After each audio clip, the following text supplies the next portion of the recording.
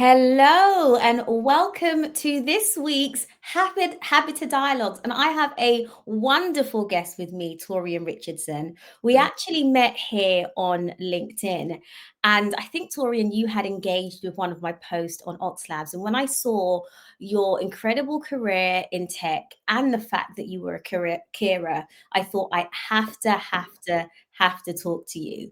So before we get into it, a little bit of a reminder of what Habita Dialogues is and who I am. So my name is Katrina Douglas. I am CEO of OXLABS, and we are developing Habita, an in-home wellness monitoring system to safeguard the well-being of the elderly. And the purpose of Habita Dialogues is really just to have conversations with innovators, technologists, and thought leaders around how we can care for the elderly moving into the future, and more specifically, the impact that has on leadership. So you. I am going to introduce you to Torian Richardson, all the way from the United States of America. And I think, Torian, you are our first guest. So welcome, Torian. And I'm just going to give the audience an overview of who you are. So you are a board director, you are an investor, you are a builder, and you are a caregiver with more than 25 years experience scaling global operations and advising boards on strategy, risk, and ethical governance. And I'm going to read this whole thing because I think it's important for the audience to understand the scope of your experience and the breadth of the conversation that we're going to have today. So you have held P&L responsibility for over $80 million, led teams of more than 2,200 across 4 continents, and contributed to 2 successful portfolio exits. And as if that was not enough, today you are a founding executive at DBR77 USA. You focus on applying industrial intelligence and human-centered AI, and I'm so excited about what we're going to talk about today pertaining to that, to build future-ready systems responsibly. Your leadership blends operational rigor with entrepreneurial agility, shaped by a career that spans finance, digital ventures, and large-scale transformation. And it's important for me to say all of that because all of that plays into who you are today as a Mm. carer, as a business leader, as a founder, and plays into the conversation we're going to have. So, Mm. welcome, Torian. Hey, thank you, Katrina. It's a Welcome. pleasure to be here. Thank you, everyone, for tuning in. We immediately connected, as you said, on that Yeah. post. It's interesting. I'm sure anyone Mm, who's listening, when you have something that hits you holistically as a person, yeah. that's usually when we kind of turn the table, if you will, with Yeah. our attention. And so for me, caregiving is certainly that, having the experience that I have. So when I saw your post, Mm, it was very easy for me to make sure that I acknowledge that. And a lot of that has to do with the fact that a lot of people actually said to me that I should not share as a leader, that I should not share that I was mm. a full-time caregiver. And so part of this conversation and talking about it publicly is pushing back against that narrative. Yeah, amazing. And thank you for doing that because I think that was one of our motivations as well for launching Habita Dialogues, because it's just something people don't talk about on LinkedIn. And I think people would be really surprised about how many of their leaders are actually managing life that requires much of them behind the scenes and still coming to work and performing. And I think that when leaders like you speak up about it, it frees other people Mhm. to do the same. And in doing so, we have these conversations that are so much needed, and our Mhm. lives as leaders are better, as are the lives of the elderly that we take care of. So thank you for that, Torian. Thank Thank you for you. having me. Thank you for having me. So I like to start with the question, what is your story and how did we get here? Wow, that is a big question. That's a big question. What is my story? Well, ultimately it kind of comes down to knowing why I'm here on this planet. And for me, Yeah, it really is to inspire the genius in people yeah, to live valiantly in their life so that their genius is actually turned into some type of an impact. So that's kind of my underlying yeah. thesis, if you will, for everything that I kind of do. Mm, But for the sake of this conversation, it's kind of full circle. mm, all the things that you talked about, they really just say that I'm really old, but that's okay. I take that too. But, having the professional experience, having an opportunity to work and live around the world, I've really had to come full circle. And the reason, or standing on the shoulders of those who actually helped that to make that happen, were my parents.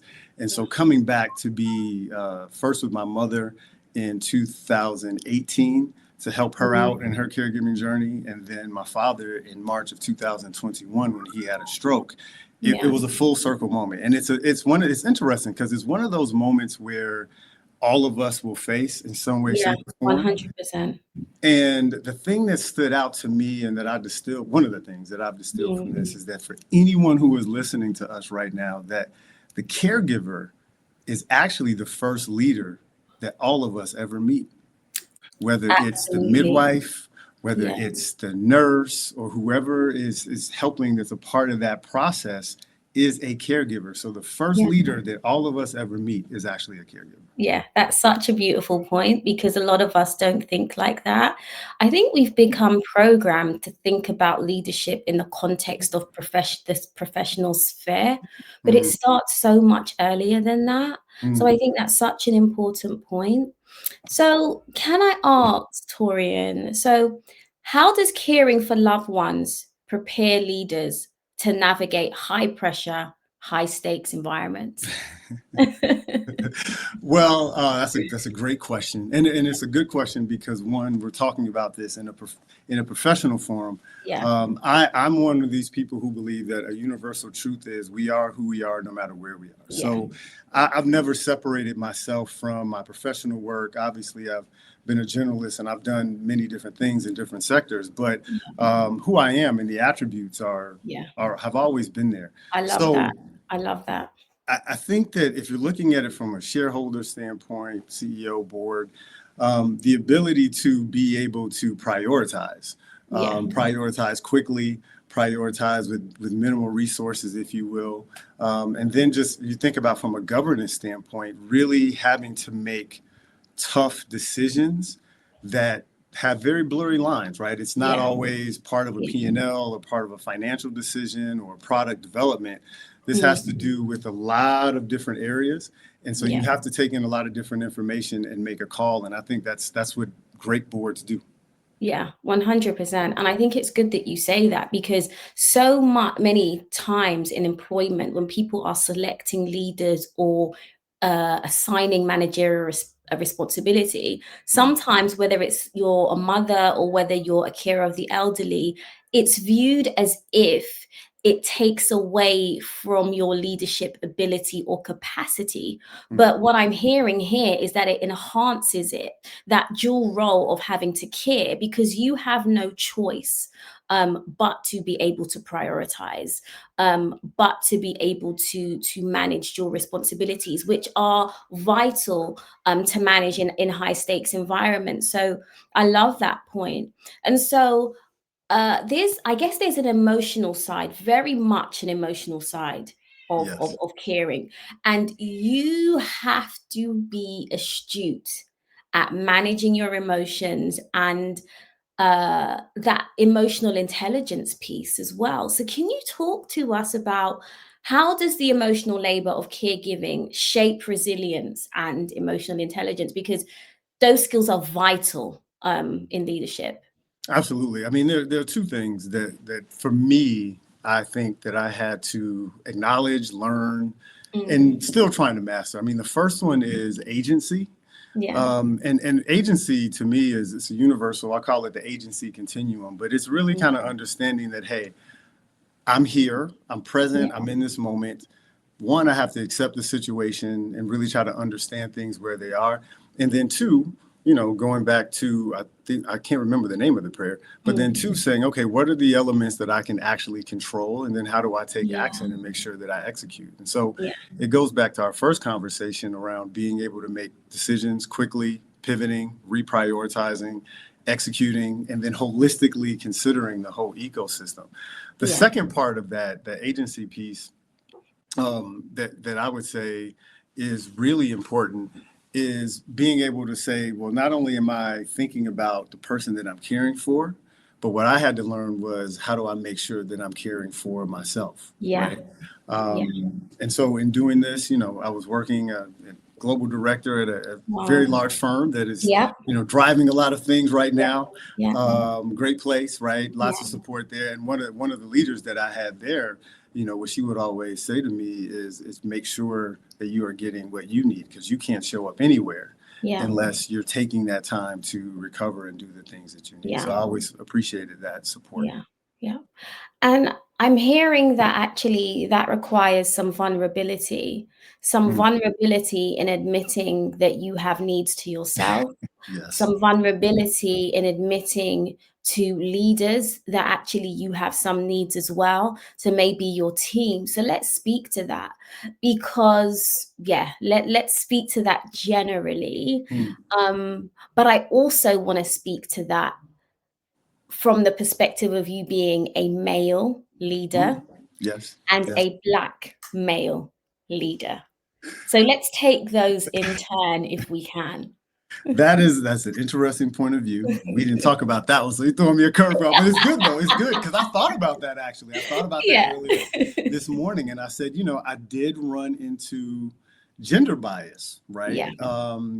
In dealing with some of the healthcare system and dealing kind of navigate things kind of from my father's standpoint. So, and that isn't the overarching point, but it is something that I actually noticed, is that there was this, hey, well, you're a male, right? And I also happen to be, single, candidly, right? Yeah. And also don't have any children. So all of those things kind of played into this dichotomy of, well, you have an abundance of time because of the latter of not having those other things, without considering professionally, aspirations, et cetera. And then on the flip side of that would be, well, do you have the ability to actually do this? 100%. Because traditionally, being a male, particularly a Black male, is not seen as a caregiver role. So yes, those definitely stood out to me. Yeah. So then how did you manage that? Because there may be other male leaders, and we hear generally that I think sometimes, we can all struggle with vulnerability in this particular area. There's this sense that we keep home, family, and our professional life separate. And sometimes in some circles, that's it's viewed as unprofessional to even have a degree of vulnerability. So I think it's something we should speak about, because it's not at all unprofessional. And so I want to really speak to men, generally everyone, but men, because I think this is more something that male leaders would struggle with in particular. How do you manage that dichotomy with being essentially, because you are like, I'm not going to say the company that you were part of, but you're talking about world leading, global changing companies, and you are at the helm of those companies, leading thousands of people. So I think to myself, I don't want to play down what it took in terms of confidence and even being able to broach the conversation that actually, I know I hold this position, I know this is the requirement, but in order to function, I need to share this, and I actually, as well as doing my role, there's some things I need as well. Now, I just have to applaud you, first of all. Because there's many people, many men sitting there carrying this weight, but just feeling like they cannot have these conversations. What advice would you give to that man right now? Well, three things. One, I would do the exact same thing over again, because I wouldn't be where I am. And none of the things that you mentioned would not happen if it were not for Tony Richardson and Valerie McCrae Richardson. So I want to put their names out there, because I love that. As difficult as it was and still is, because I'm still a caregiver, it was necessary. The second point to this, and I actually learned this from a really good friend of mine, that talks about attributes, and how attributes are extremely important, especially as we move into the age of skills. But it was one attribute in particular, and that was the ability to compartmentalize, right? And I really had to learn to be in this room and be on a global call with the whole world early in the morning, and then in the next room my father is in a hospital Wow. bed and Wow. needs to be changed, right? And you Wow. kind of navigate those worlds. And so, yes, Yeah. emotionally, you do learn how to shut things off. You tuck things under the rug. Mm. You probably, well, I did. I can't say anyone else. Do a Yeah. lot more than you need to do, Yeah. especially if you struggle with asking for help, Yes. as I work through, and a lot Yeah. of what we would call high achievers do. Yeah. But I'll tell you the one thing that actually helped me, and I would definitely want to mention it here. Um, I was brought in early in 2019 by an old leader when I worked with an organization based out of the UK, Pearson, Yeah. actually, brought me in to do a workshop around courageous vulnerability. He Mm. introduced me to someone on his team who introduced me to a male workout group called F3 Nation. Yeah. And upon going, I thought it was about the physicality. I thought it was, getting up, running, working out. Mm. But what I quickly learned was it was about leadership, but it really was about setting the ground for men to come together and be vulnerable and build Yeah. bonds with each other. And so, candidly, F3 Nation is the catalyst and kind of what helped me having Yeah. that external place, I love that. having a Yeah. place to connect. Yeah. Yeah. So talk to me about your ethos of courageous vulnerability. Mm. Yeah, courageous vulnerability. Yeah, well, it's interesting because I think that sometimes when we think about those two words, we, kind of put them together, but you can be vulnerable without being courageous and vice versa. So the reason that I've kind of had those and utilized those is that I think it's really important because the way, if we look at nature and the universe, everything has balance, right? And you have Yeah. these polarities that in between you have this range. And I look at, being courageous. I think it's extremely important for us as human beings, particularly in the times we are right now. Yeah. The world is hyper changing at superluminal speed. Yeah. That we are courageous, right? And Yeah. to me, courageous means being able to take action with limited information. Yeah. And that's important. And then the vulnerability piece, because what I've also learned is that we all have blind spots. I know I certainly do. Yeah, 100%. And being able to look at them, look in the mirror, take feedback Yes. is extremely important. So courageous vulnerability is kind of, the center or the core of how I try to operate and really ground myself and others around me so that we can have our own agency as we move forward in the world. Yeah. Fantastic. So on the flip side now, have you had people in your team that have also been carers and have to navigate the same thing that you've had to manage? You mean those that I was working with? Yeah, like that maybe reported into you that you worked Oh, alongside. absolutely. Yeah. And it's interesting because we talk about caregiver, there's different levels of caregiving, right? I mean, this could be children, obviously. Yeah. But absolutely I've had that. And I think the biggest thing is having a place to land the conversation. Because Okay. we want to be heard.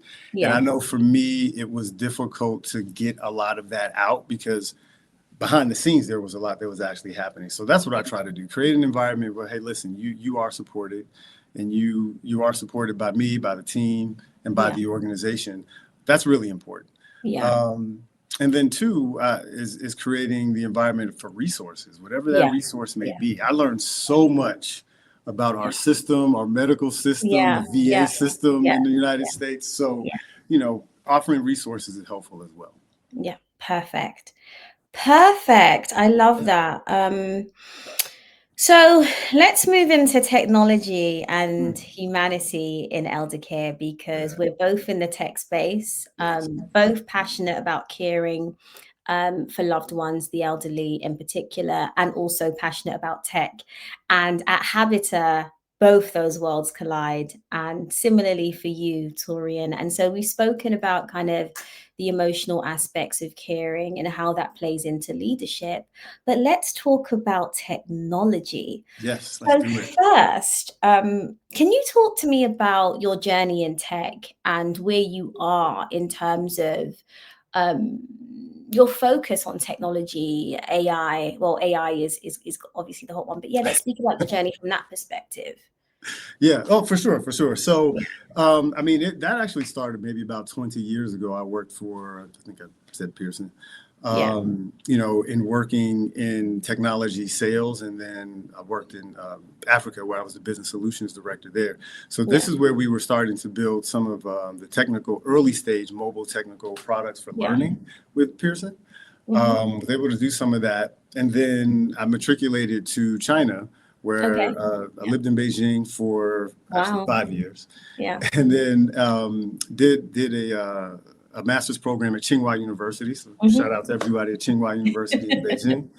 And then from there started a company called Guangxi Universal, and we developed a product called Xunjie, and that was a digital product that essentially was to connect students, Chinese students that wanted to study in mainland China, that study in the United States. And Okay. then from there, kind of morphed out into a few other ventures, early stage startups, where we had Yeah. 2 exits, and then spent 4.5 years with NVIDIA as a Yeah. global director there with NVIDIA. We talked about some of that as well. So Yeah. it's been from, entrepreneur to working with some of those technical backgrounds that is actually building the products of the future from a hardware standpoint. So Yeah. it's been a pretty wide range, and it's Yeah. been a great journey. Incredible. So let's talk about, I want to focus really heavily on AI and automation. I'm going to take our time here because there's much to talk about. Yes. But the first question I want to ask you is, how can AI and automation support caregivers without replacing that human touch? What are your first thoughts on that? First answer was I don't know.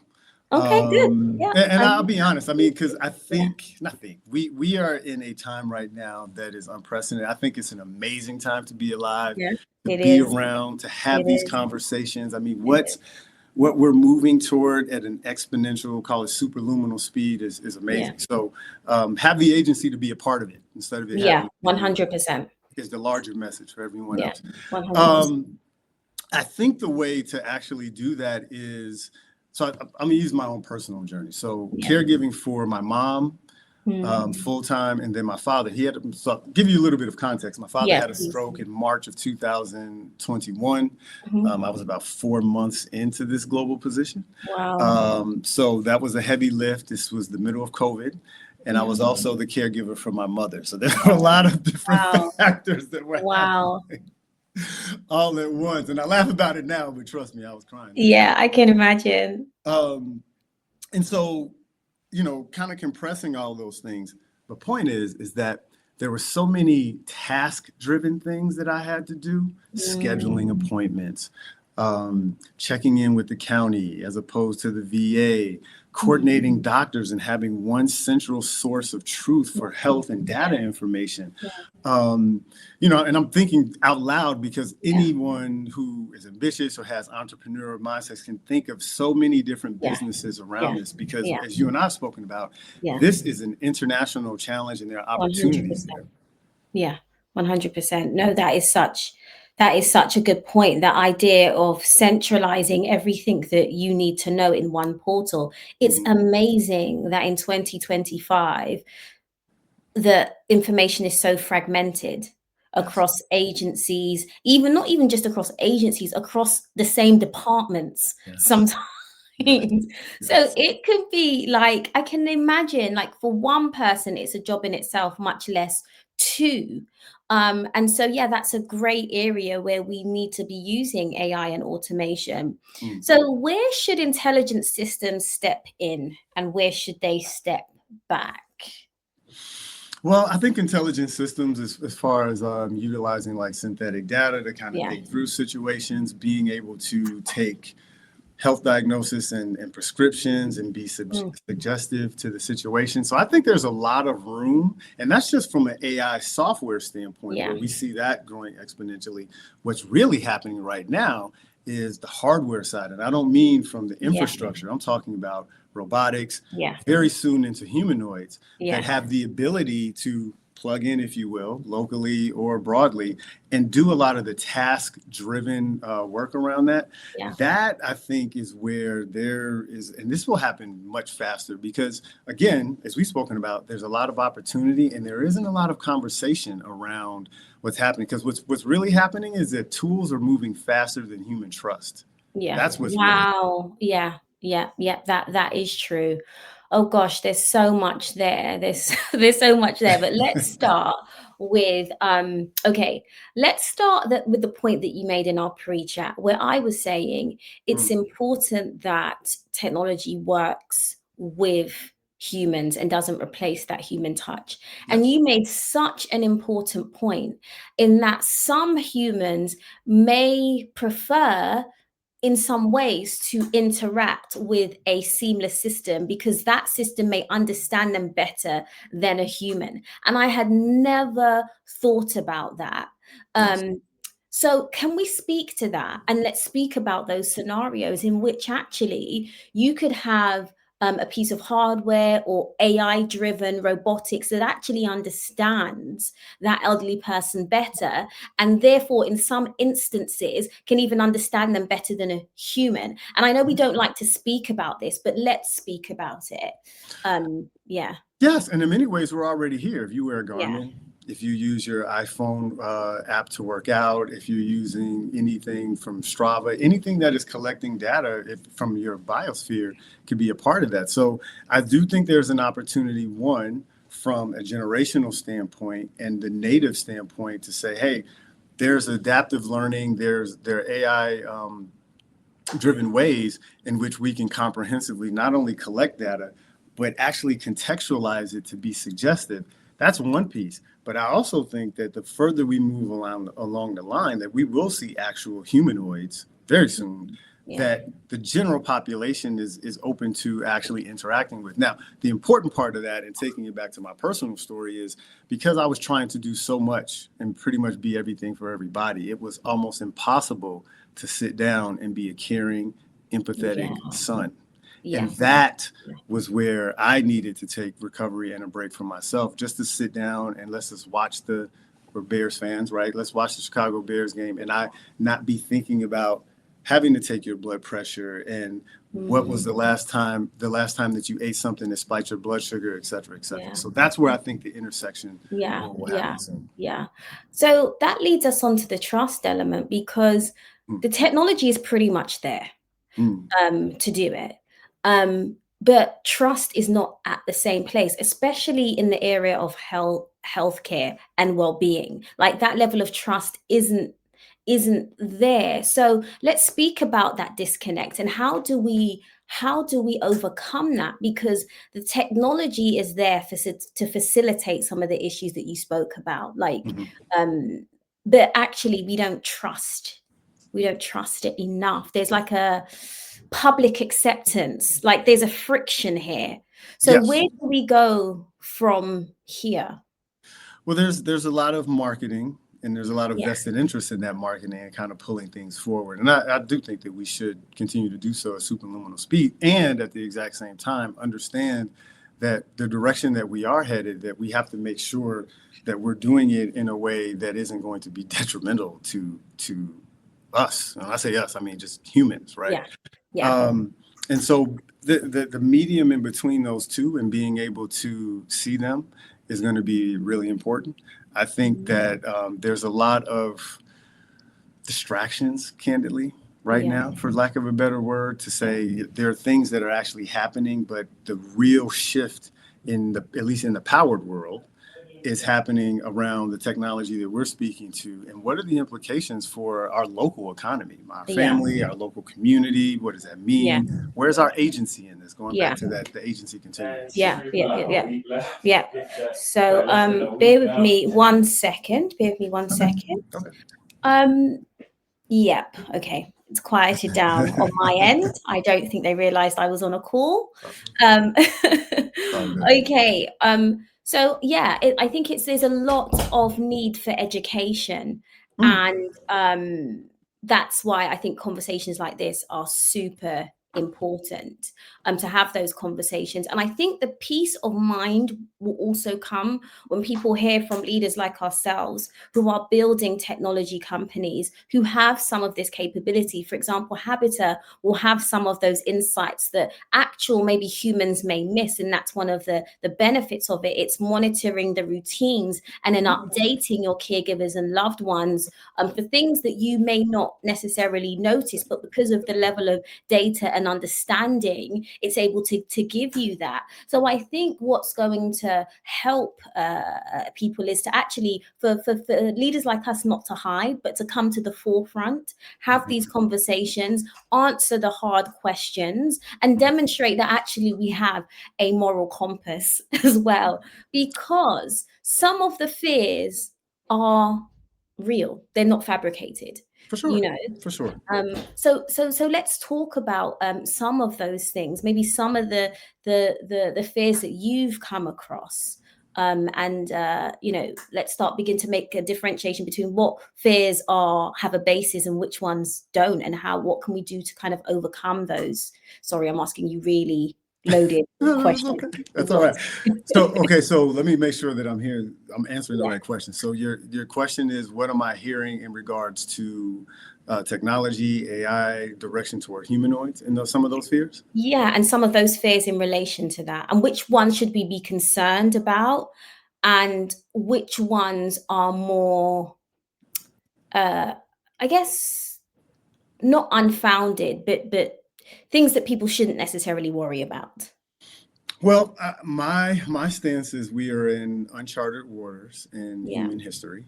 One, two, what we have created comes from human, therefore we're just going to assume that they're human attributes. And so I think the fears should be what we've done to ourselves, to other human beings over time, right? And I don't say that in a joking way, because it's true. And so what I hear is, we get to a point to AGI, or singularity, if you will, where we get to this higher level in which AGI actually knows more than all humans, and therefore will, render us useless.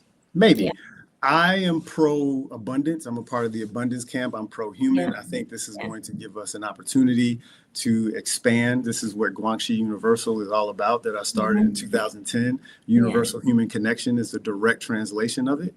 And I think this is our opportunity to expand in that way. So that's always my counter to it. Again, this comes down to, you have to be rooted in some level of agency in that agency continuum and be a part of it.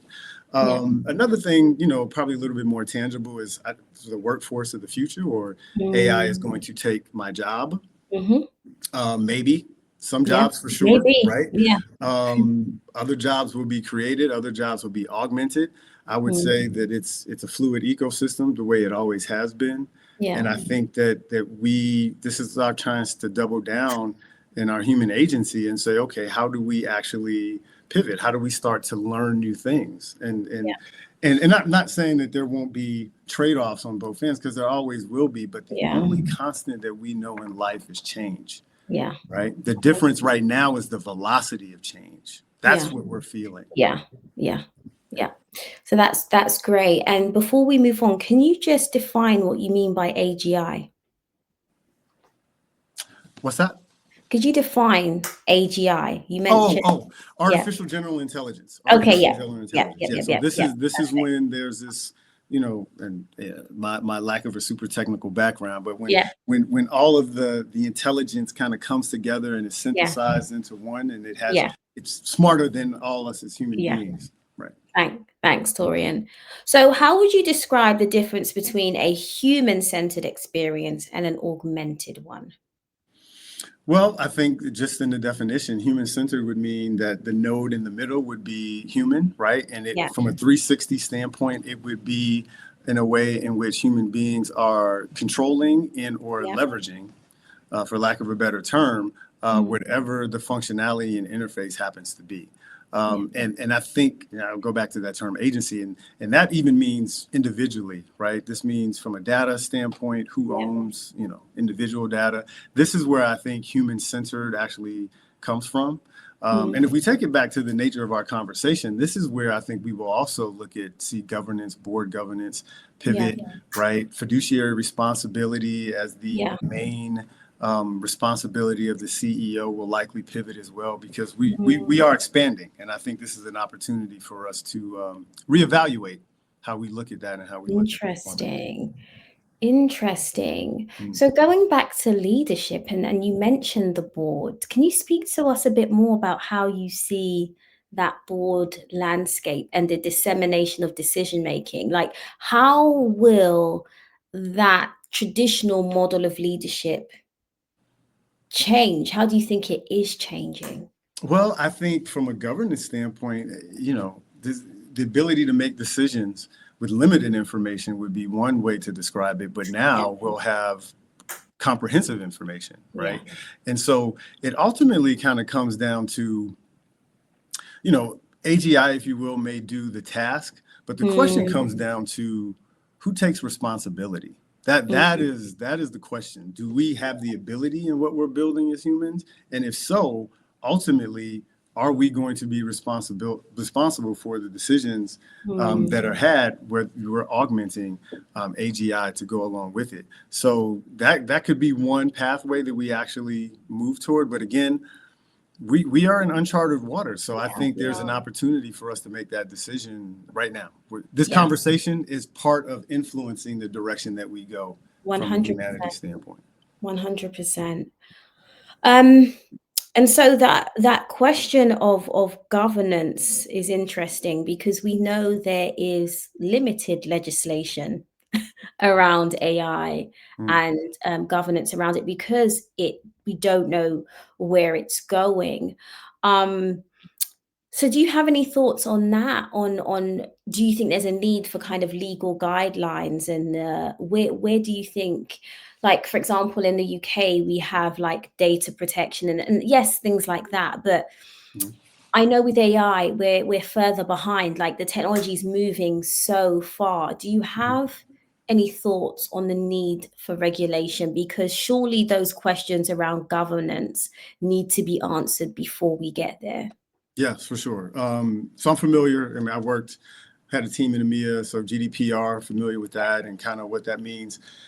I take it back to the universal things that we kind of see on the planet, right? There are trade-offs to everything. Yeah. And so the question is, and we talked about this before, that tech is moving faster than human trust.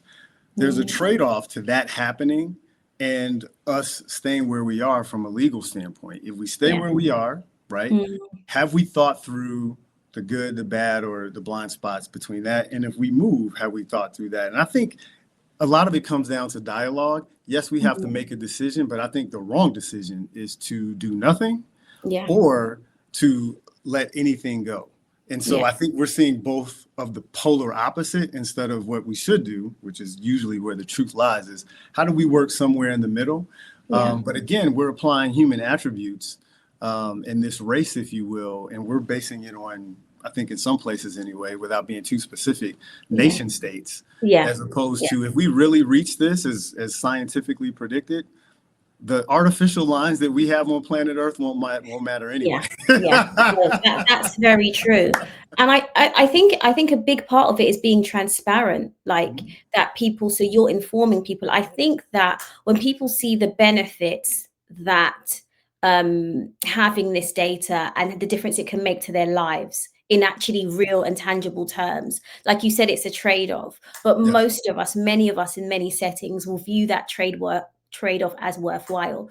I think the issue that I have is when that trade-off isn't transparent, like it's hidden. So it's fine. Many of us acknowledge that there's trade-offs, but let's not hide what those trade-offs are. Like if we as technologists and providers of AI technology are confident that the benefits we bring outweigh the trade-off in the data and the access that we need, let's be transparent about it. So I think that I think transparency is a big piece, and just being honest with people so that they can make informed decisions, and that they're not blindsided in any way. But I think that there is a personal responsibility to actually, if you do care that much, and if you are interested, read the Yes. date, read before you tick, because how many of us tick and then complain afterwards Yes. when it was all written there for you? Yes. So yeah, but that's going back to the agency piece, because here's the yeah, thing: we've kind of moving away from like more than one thing can be true. And yeah, you're right? There's a governance piece, and there's an oversight piece, and there's a personal responsibility piece. And I think both of those things, I know both of those are true. So we want to honor both of them, I think. And yeah, we're changing. We're yeah, changing rapidly, so it won't be easy, but it yeah. is something that I do believe is necessary. And I'll give you a quick personal story. So, Please do. and let's Please take it back to do. caregiving. Yeah. So caregiving for both parents in the position that I was in, highly stressful. I go to the doctor, all of my numbers are off. I mean, I am pre-diabetic, high blood sugar, high blood pressure. He wanted to put me in a sleep apnea machine, horrible, Yeah. right? Told you about F3, amazing, right? Did a lot from a physical standpoint, but my numbers weren't changing. Yeah. Long story short, changed my diet, and I started to do a little bit of research. But what I learned about was high glucose levels, metabolic dysfunction, and essentially blood sugar, and how that having high blood sugar becomes the catalyst. And a lot of that comes from stress, cortisol. Yeah. Long story short, I find a continuous glucose monitor where instead of me guessing, I get real-time information on how my stress levels are based on my blood sugar, what I'm eating and what's spiking blood sugar. Completely changed my behavior, which has completely changed my life. And it came down from getting real-time measurable data that was specific to me. Yeah, yeah, I love that. And that's such a beautiful example, because it's a similar thing with Habita. Yes, we are monitoring their environment as non-intrusively. So in the first version, there's no cameras, but the data and the reassurance and the peace that you're going to get from being able to just look at your phone and see actually everything is normal for that loved one, that peace of mind, that assurance, indicators way earlier than you would have that something may be off in the environment. I mean, these are things like, we're living in a time and age that maybe when we were younger was just science fiction.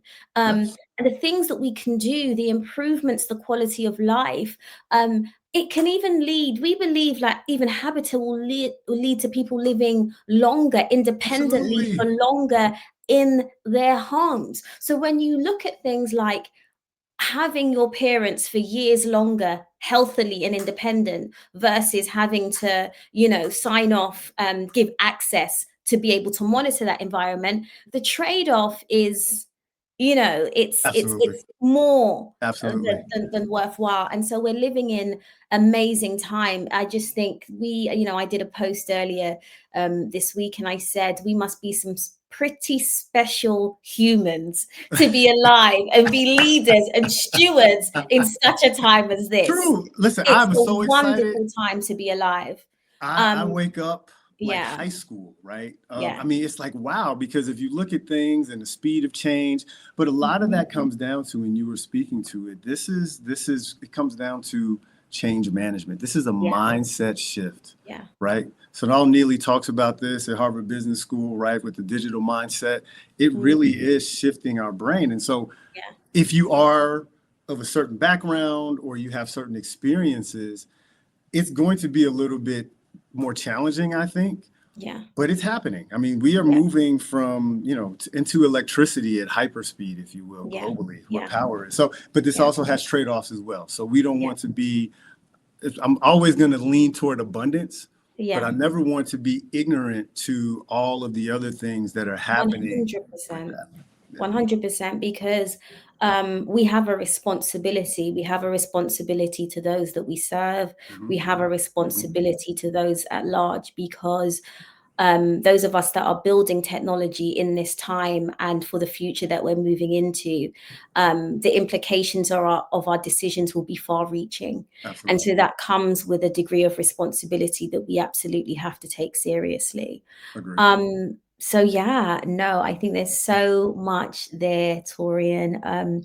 Thank you so much for your time, both now and the pre-chat. I think it's so rich, and it was really important to me that our audience kind of heard your views as a carer, as a professional, as someone in tech, because you cross so all of the spheres that we function in, and we need to talk about them all: technology, leadership, caregiving. And I think people like you your voice needs to be raised and amplified, because you speak to the challenges that we are moving into and that we're going to see more of. And people need to know that there's leaders like you that have navigated this terrain, because there's much that we can learn from your journey. So thank you for being so generous with your time and your knowledge and your insights. Anytime. So, so how can people connect with you? And can you just talk to us a little bit about DBR77? Absolutely. Yeah. So DBR77, we are pioneering industrial intelligence. So essentially, we work in advanced manufacturing, where we help organizations to measure, optimize, and then automate all the way up through robotics and humanoids. Wow.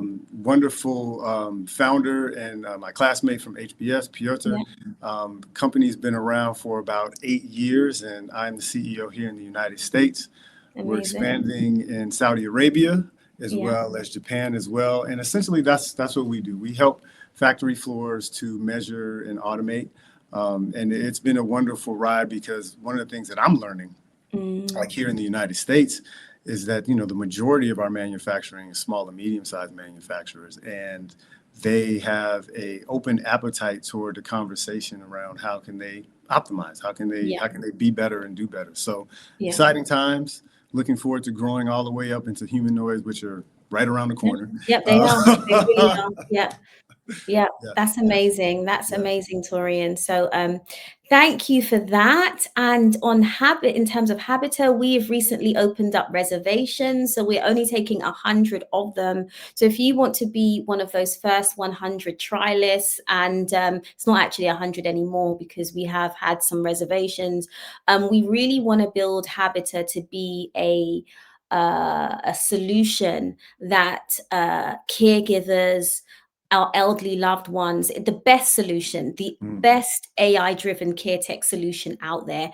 And in order to do that, we have to have the voice of the people that we want to serve. So we want to listen to you, we want to learn from you, and ensure that when we do release Habita commercially, it's the best product it can be. So very small window where we're looking for those first 100 reservations. If you are interested, do go to oxlabs.io and secure your reservation fast before they go. I'm very, very excited to be personally working with these families personally, because I believe that this will be probably the only time that I will be able to dedicate an entire 3-month span to working directly with families. Of course, my team in due season will do it, but this is the only time I probably will be able to do it. So I'm excited about working with these 100 families. Awesome. So if you're interested, then absolutely go and reserve your Habita. If you do have any questions,